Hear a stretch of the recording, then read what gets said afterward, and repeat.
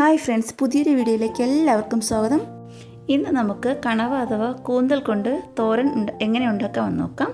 അതിനായിട്ട് ഞാനിവിടെ 1/2 കിലോ കണവയാണ് എടുത്തിട്ടുള്ളത്.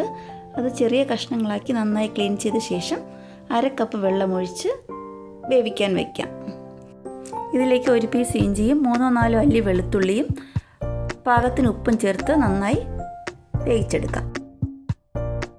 കുഞ്ഞുനാളിൽ ഞങ്ങളുടെ വീട്ടിൽ ശനിയാഴ്ചകളിൽ മാത്രം വാങ്ങുന്ന ഒരു സ്പെഷ്യലായിരുന്നു കണവ. ഇന്ന് കണവത്തോരനാണ് എന്ന് പറഞ്ഞാൽ ഞങ്ങൾക്ക് ഒരു ഉത്സവം തന്നെയായിരുന്നു.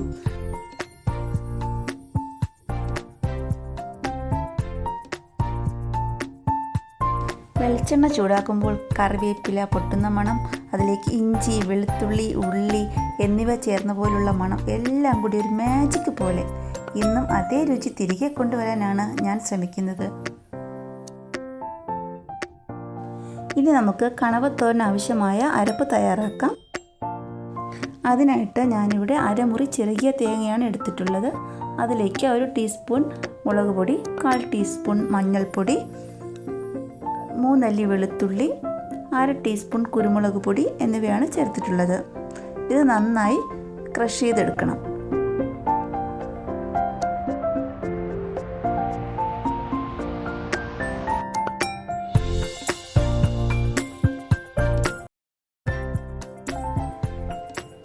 ഇനി നമുക്ക് തോരൻ തയ്യാറാക്കി തുടങ്ങാം. അതിനായിട്ട് ഞാനിവിടെ ഒരു പാൻ അടുപ്പത്ത് വെച്ചിട്ടുണ്ട്.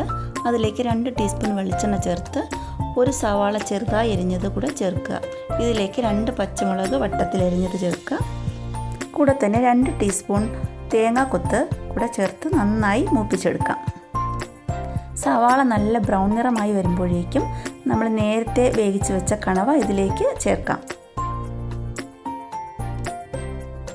ഇതെല്ലാം കൂടി ചേർത്ത് നന്നായി മിക്സ് ചെയ്തെടുക്കണം.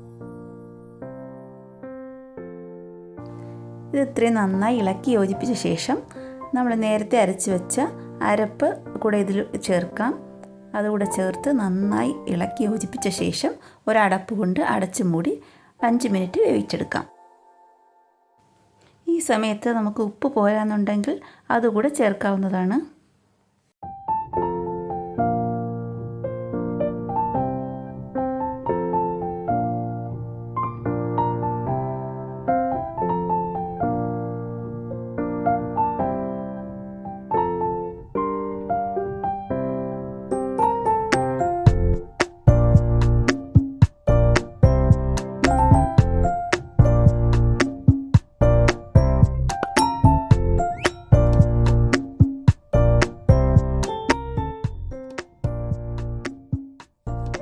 ലാസ്റ്റായിട്ട് നമുക്ക് ഇതിൻ്റെ മീതെ 1/2 ടീസ്പൂൺ കുരുമുളക് പൊടി കൂടെ ചേർത്ത് കൊടുക്കാം. നമ്മൾ നേരത്തെ കുരുമുളക് പൊടി ആഡ് ചെയ്തിട്ടുണ്ട്, എന്നാലും ഏറ്റവും ലാസ്റ്റ് ചേർക്കുമ്പോൾ കുറച്ചുകൂടെ മണവും ടേസ്റ്റും കൂടുതലായിരിക്കും. ഫ്ലെയിം അല്പം കൂട്ടിയ ശേഷം നന്നായി ഇളക്കി യോജിപ്പിക്കുക. ഇപ്പോൾ നമ്മുടെ കണവത്തോരൻ ഇവിടെ റെഡിയായി വന്നിട്ടുണ്ട്. എല്ലാവരും ഒന്ന് ട്രൈ ചെയ്ത് നോക്കണേ. എന്നിട്ട് നിങ്ങളുടെ അഭിപ്രായം കമൻ്റായിട്ട് അറിയിക്കണേ. വീഡിയോ ഇഷ്ടമായാൽ ലൈക്ക് ചെയ്യാനും സബ്സ്ക്രൈബ് ചെയ്യാനും ഷെയർ ചെയ്യാനും മറക്കല്ലേ. Thank you.